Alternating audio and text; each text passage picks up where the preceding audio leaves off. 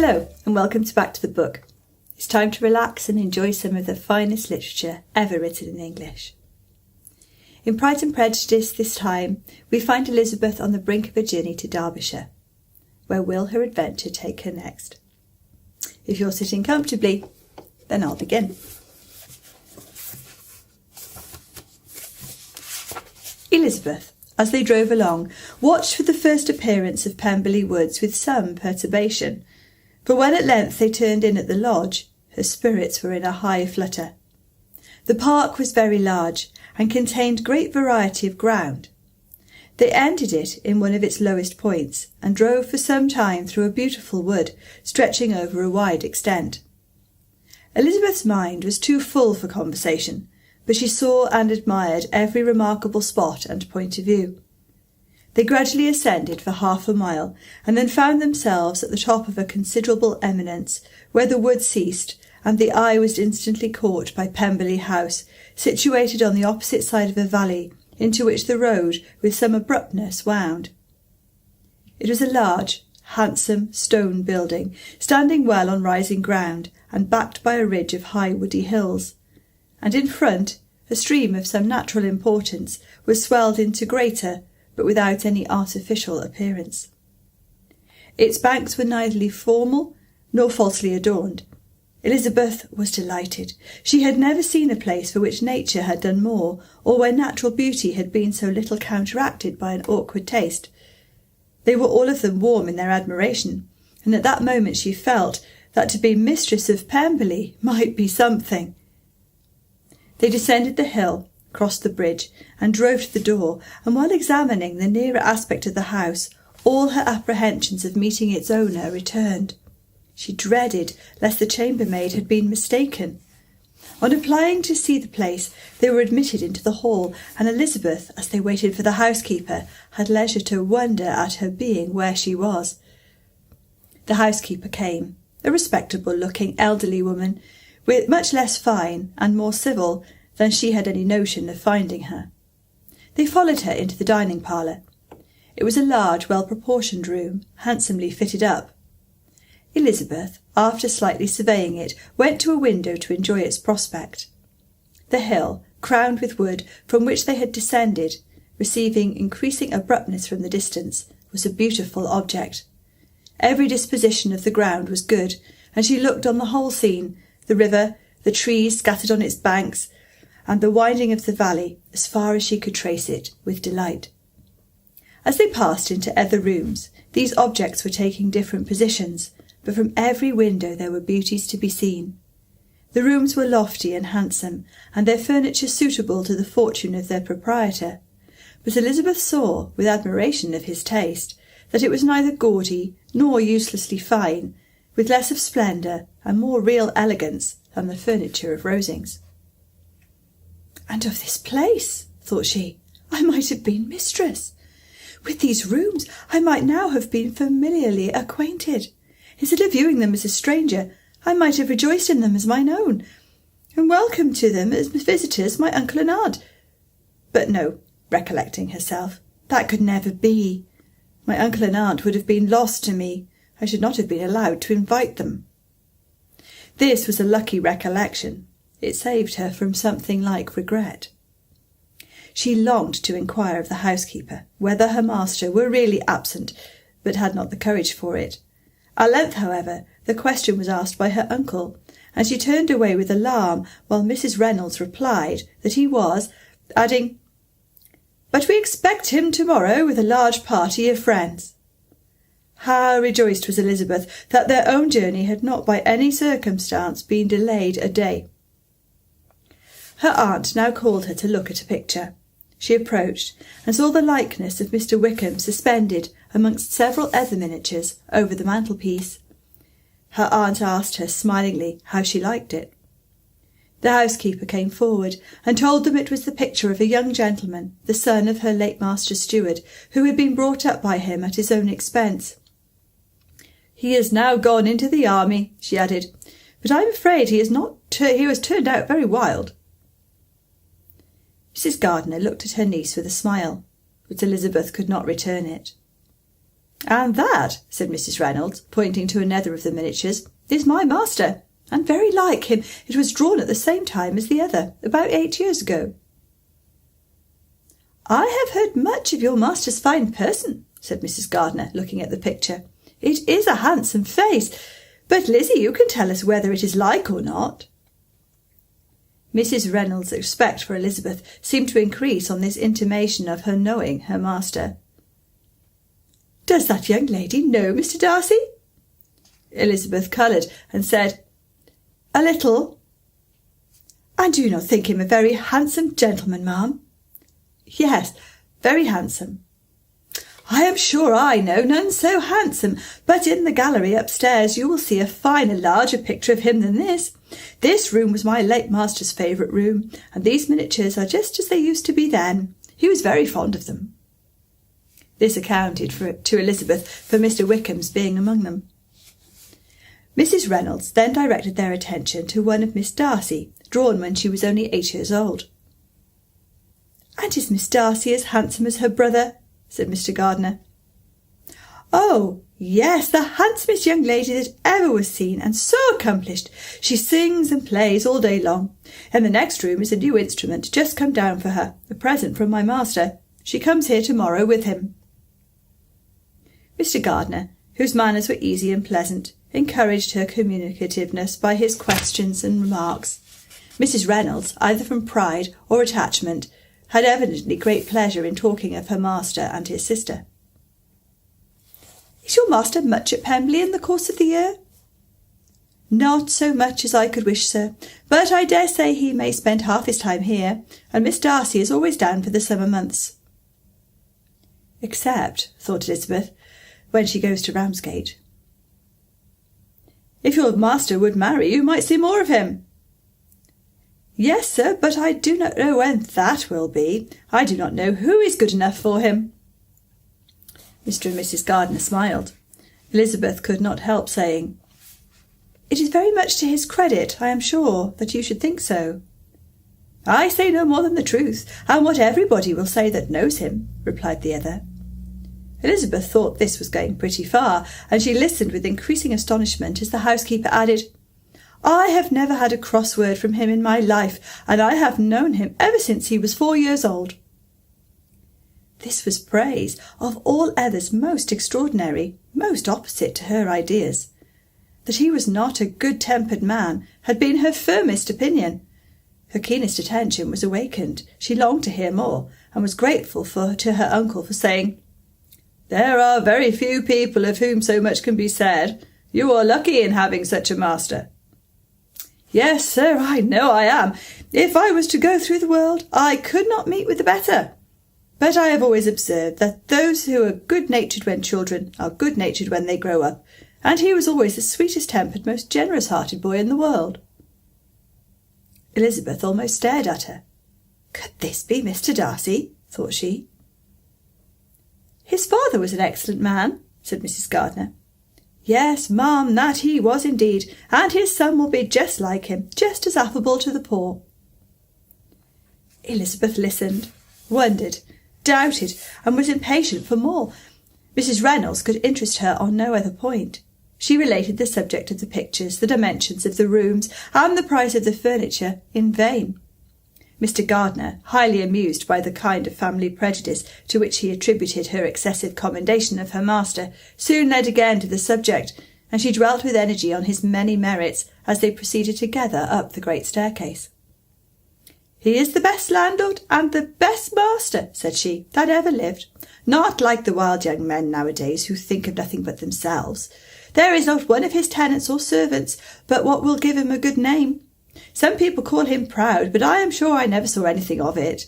To my fancy it is only because he does not rattle away like other young men."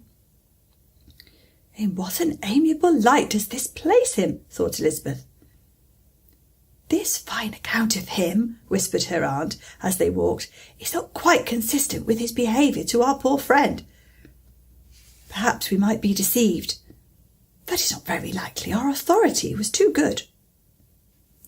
On reaching the spacious lobby above, they were shown into a very pretty sitting-room, lately fitted up with a greater elegance and lightness than the apartments below, and were informed that it was just but done to give pleasure to Miss Darcy, who had taken a liking to the room when last at Pemberley. "He is certainly a good brother," said Elizabeth, as she walked towards one of the windows. Mrs. Reynolds anticipated Miss Darcy's delight when she should enter the room.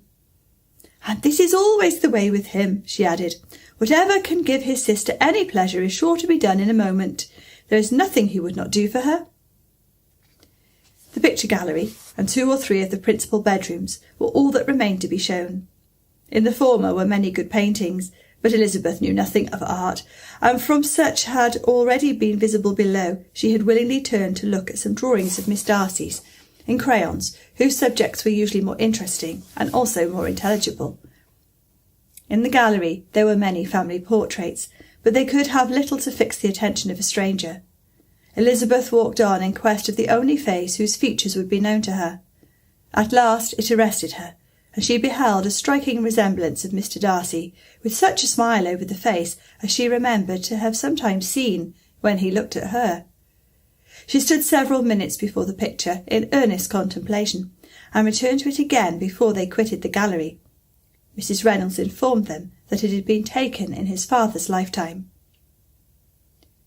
There was certainly at this moment, in Elizabeth's mind, a more gentle sensation towards the original than she had ever felt in the height of their acquaintance. The commendation bestowed on him by Mrs. Reynolds was of no trifling nature. What praise is more valuable than the praise of an intelligent servant? As a brother, a landlord, a master, she considered how many people's happiness were in his guardianship, how much of pleasure or pain it was in his power to bestow, how much of good or evil must be done by him. Every idea that had been brought forward by the housekeeper was favourable to his character, and as she stood before the canvas on which he was represented, and fixed his eyes upon herself, she thought of his regard with a deeper sentiment of gratitude than it had ever raised before. She remembered its warmth, and softened its impropriety of expression.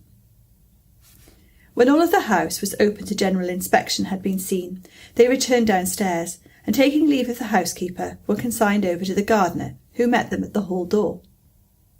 As they walked across the lawn towards the river, Elizabeth turned back to look again. Her uncle and aunt stopped also, and while the former was conjecturing as to the date of the building, the owner of it himself suddenly came forward from the road, which led behind it to the stables.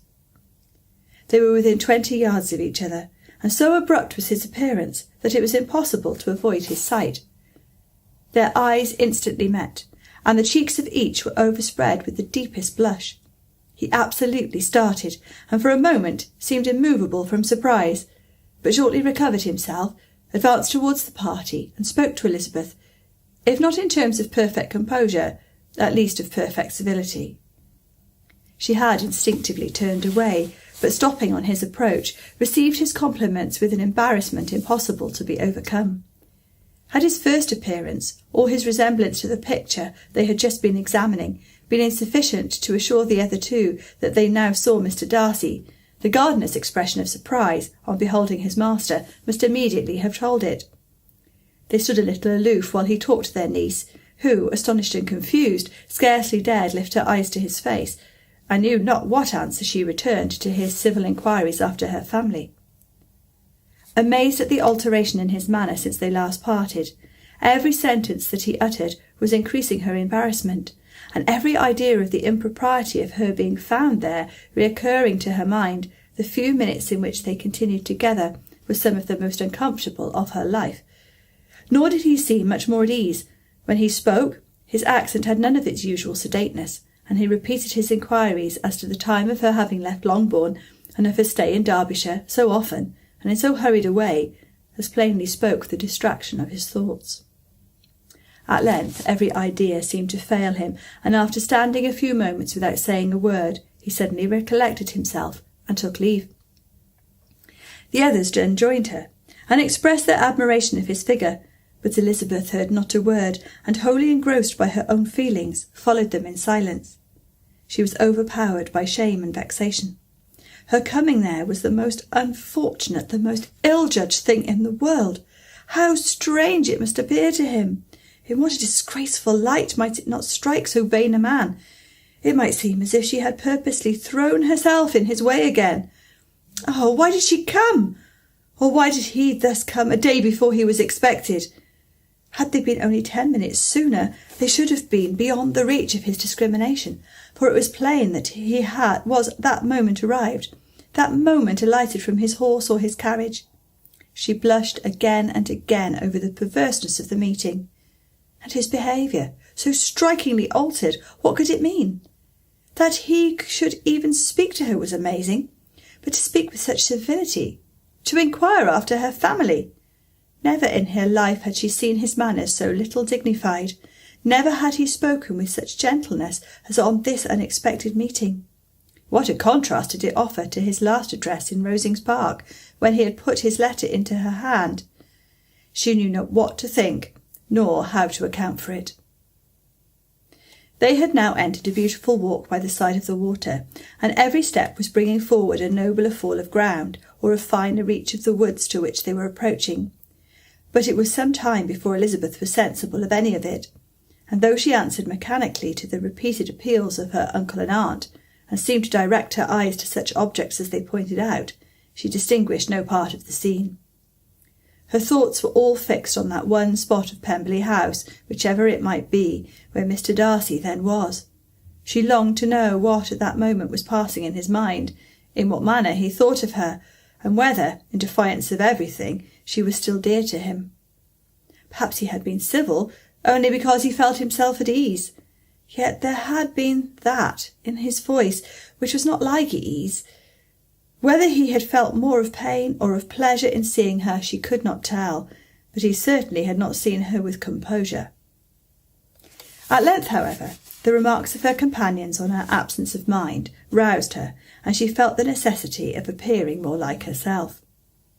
They entered the woods, and bidding adieu to the river for a while, ascended some of the higher grounds, whence, in spots where the opening of the trees gave the eye power to wander, were many charming views of the valley, the opposite hills, with the long range of woods overspreading many, and occasionally parts of the stream. Mr. Gardiner expressed a wish of going round the whole park, but feared it might be beyond a walk. With a triumphant smile, they were told that it was 10 miles round.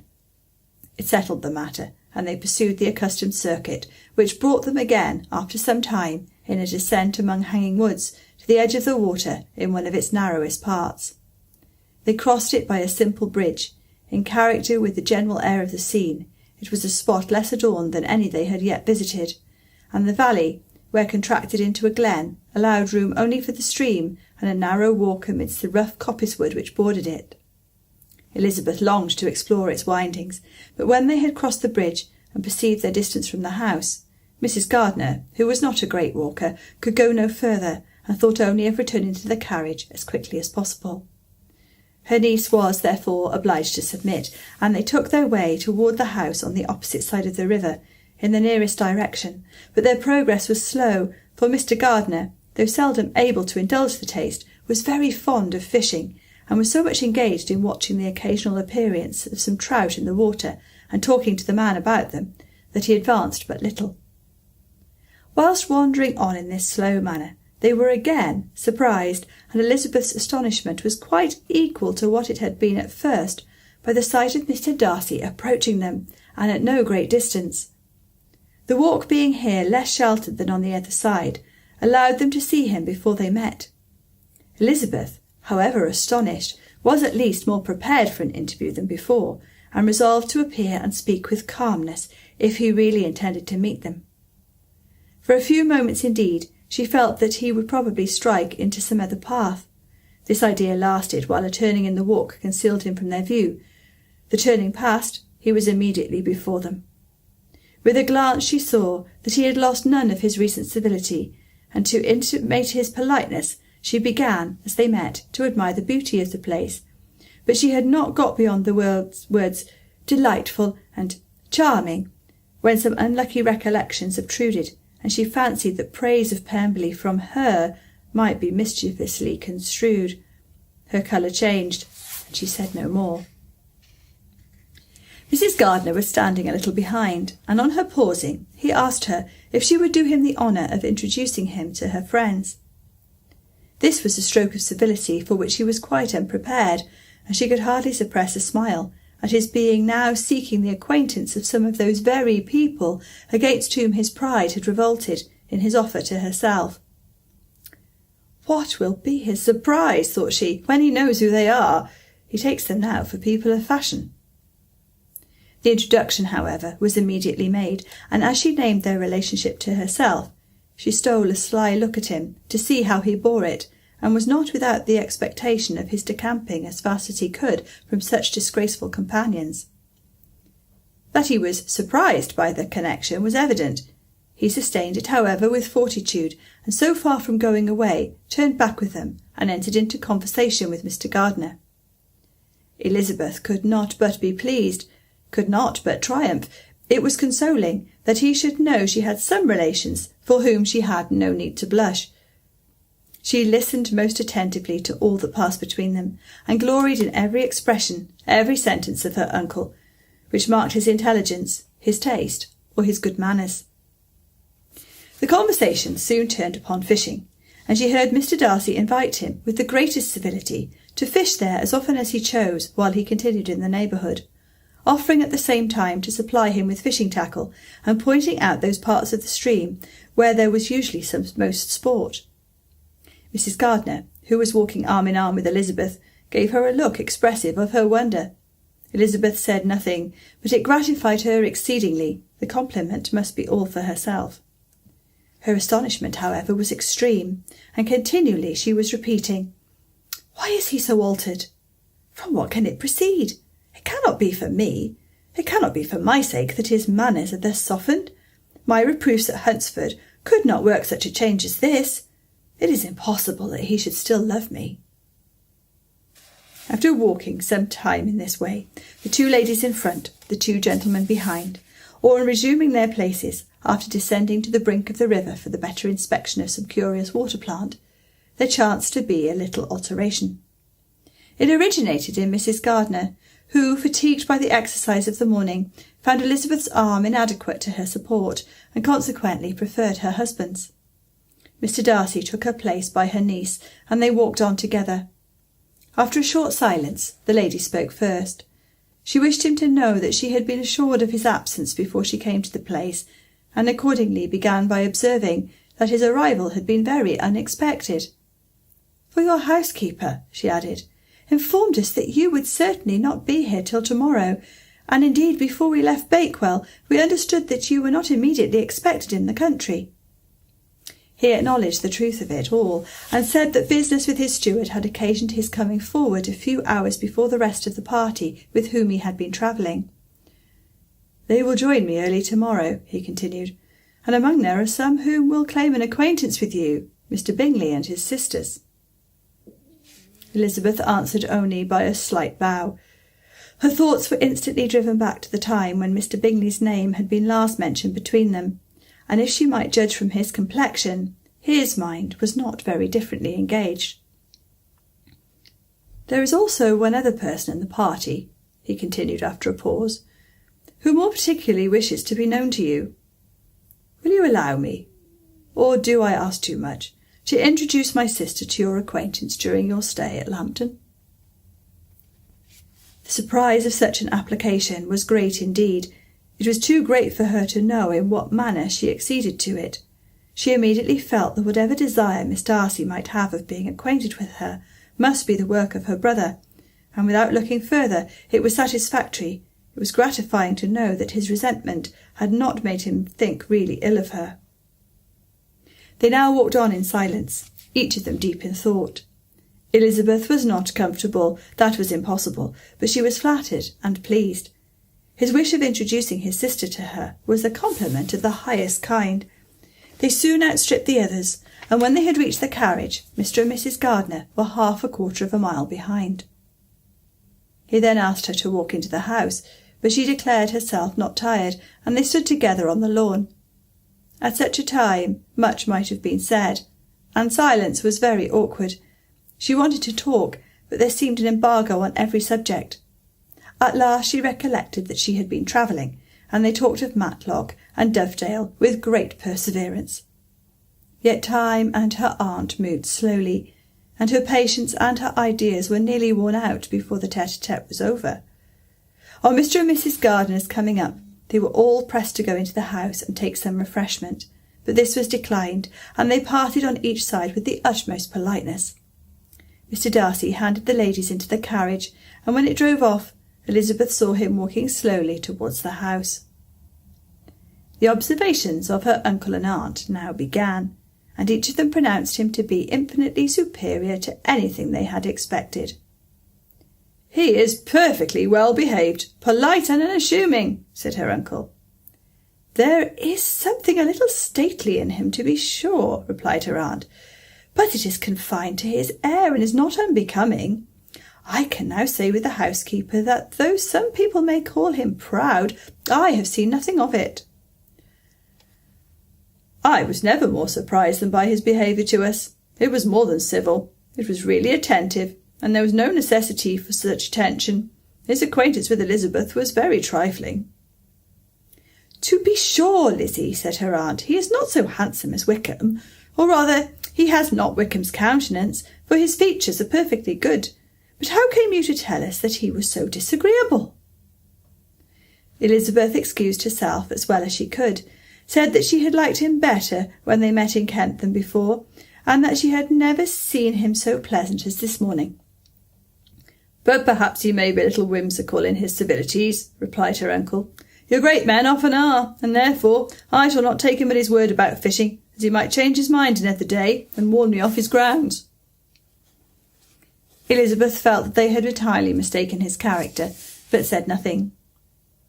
"From what we have seen of him," continued Mrs. Gardiner, "I really should not have thought that he could have behaved in so cruel a way by anybody as he has done by poor Wickham.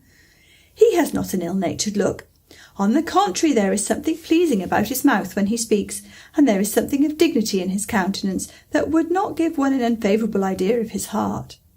To be sure, the good lady who showed us the house did give him a most flaming character. I could hardly help laughing aloud sometimes. But he is a liberal master, I suppose, and that, in the eye of a servant, comprehends every virtue." Elizabeth here felt herself called on to say something in vindication of his behaviour to Wickham, and therefore gave them to understand, in as guarded a manner as she could, that by what she had heard from his relations in Kent, his actions were capable of a very different construction, and that his character was by no means so faulty, nor Wickham so amiable, as they had been considered in Hertfordshire. In confirmation of this, she related the particulars of all the pecuniary transactions in which they had been connected, without actually naming her authority, but stating it to be such as might be relied on. Mrs. Gardiner was surprised and concerned, but as they were now approaching the scene of her former pleasures, every idea gave way to the charm of recollection, and she was too much engaged in pointing out to her husband all the interesting spots in its environs to think of anything else.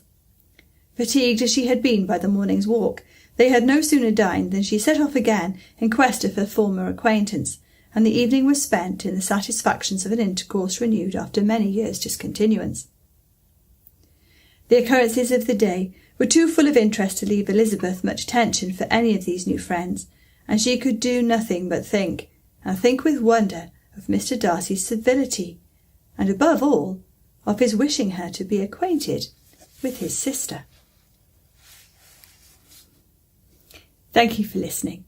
If you'd like to hear the next part of Pride and Prejudice, don't forget to subscribe to the channel and give us a like if you're enjoying what you're hearing.